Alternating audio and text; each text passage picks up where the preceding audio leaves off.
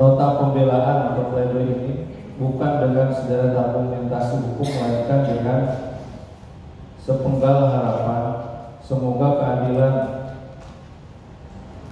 hari ini tidak hanya berbicara lewat aturan yang kaku, tetapi juga melalui nurani yang hidup dari hati yang terbuka. Karena hukum sejatinya bukan hanya soal bunyi pasal, tapi juga tentang rasa keadilan yang dirasakan oleh manusia yang duduk di hadapan majelis hakim yang mulia, yakni terdakwa Ismail Marzuki. Sebelumnya kami tim penasihat hukum Ismail Marzuki juga akan membaca pembelaan atau pledoi dalam perkara ini dengan menyampaikan ayat-ayat suci yang terkandung dalam Al-Quran tentang kewajiban menjalankan kebenaran dan keadilan baik terhadap diri sendiri maupun terhadap orang lain. Allah Subhanahu wa Ta'ala dalam Al-Quran surat Al-An'am, Al-Maidah dan surat Shad 26 berbunyi, surat Al-An'am ayat 6, sesungguhnya sholatku, hidupku dan matiku hanyalah untuk Allah, pencipta alam semesta, tiada sekutu baginya. Demikian itulah yang diperintahkan kepadaku, dan aku adalah orang yang pertama-tama menyerahkan diri kepada Allah. Al-Quran surat Al-Maidah ayat 8. Hai orang-orang yang beriman, hendaklah kamu jadi orang-orang yang selalu menegakkan kebenaran karena Allah, menjadi saksi dengan adil, dan janganlah kebencianmu terhadap satu kaum atau golongan mendorong kamu untuk berlaku tidak adil. Berlaku adillah karena keadilan itu lebih dekat kepada takwa, dan bertakwalah kepada Allah. Sesungguhnya Allah Maha mengetahui akan segala yang kamu kerjakan atau lakukan. Al-Quran surat Shad 26. Wahai Daud, sesungguhnya kami jadikan sebagai khalifah atau pemimpin atau penguasa di bumi, maka berilah keputusan atau perkara di antara manusia secara adil, dan janganlah engkau mengikuti hawa nafsu sehingga akan menyesatkan engkau dari jalan Allah Subhanahu wa Ta'ala. Sesungguhnya orang-orang yang sesat dari jalan Allah Subhanahu wa Ta'ala akan mendapatkan azab yang berat disebabkan karena mereka melupakan hari perhitungan. Kalimat yang terdapat dalam ayat al-suci Al-Quran sebagaimana tim penasihat hukum terdakwa Ismail Marzuki di atas diharapkan bisa jadi pedoman bagi kita semua, termasuk bagi terdakwa Ismail Marzuki, agar bisa menghadapi cobaan ini dengan tenang dan tabah, serta dengan harapan agar majelis hakim yang mulia bisa melihat permasalahan hukum ini secara adil, arif, dan penuh dengan kecermatan serta ketelitian, karena nasib dan masa depan terdakwa Ismail Marzuki dipertaruhkan dalam persidangan yang sakral ini. Mohon izin yang mulia, kami lanjut kepada analisa yuridis.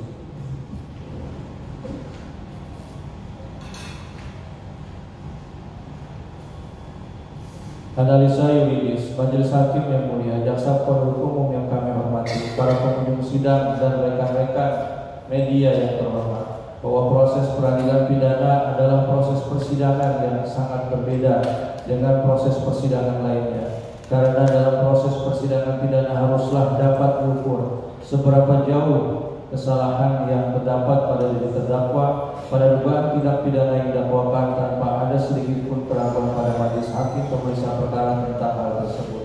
Bahwa untuk melihat suatu tindak pidana atau delik tidaklah bisa berdiri sendiri, karena bahwa akan bermakna apabila ada proses pertanggungjawaban pidana.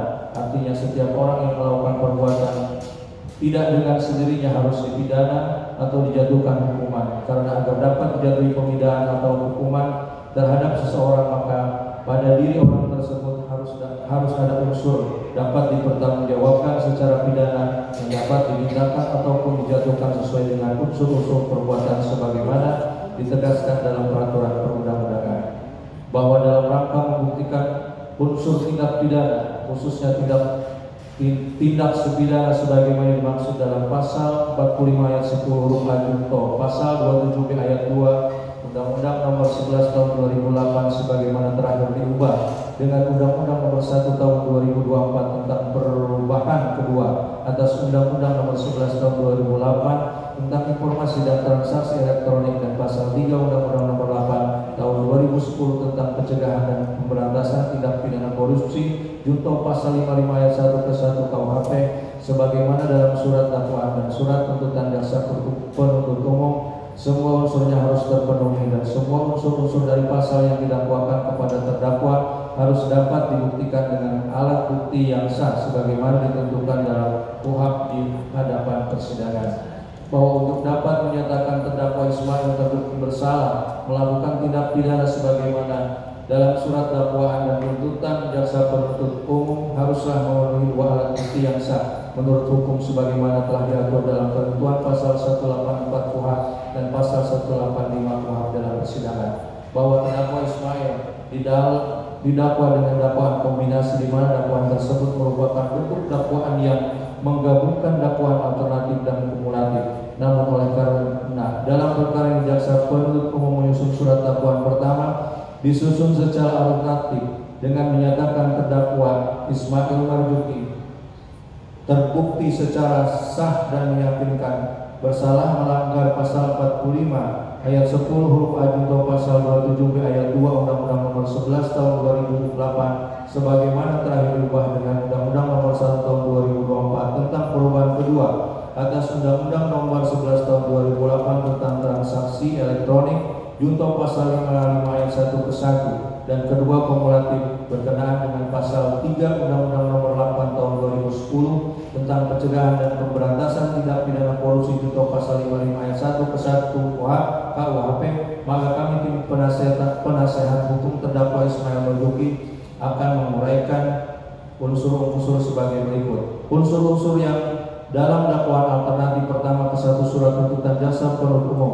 yakni pasal 45 ayat 10 huruf A junto pasal 27 ayat 2 Undang-Undang Nomor 11 Tahun 2008 sebagaimana terakhir diubah dengan Undang-Undang Nomor 1 Tahun 2024 tentang perubahan kedua atas Undang-Undang Nomor 11 Tahun 2008 tentang transaksi dan tentang informasi dan transaksi elektronik junto pasal 55 ke 1 KUHP adalah sebagai berikut.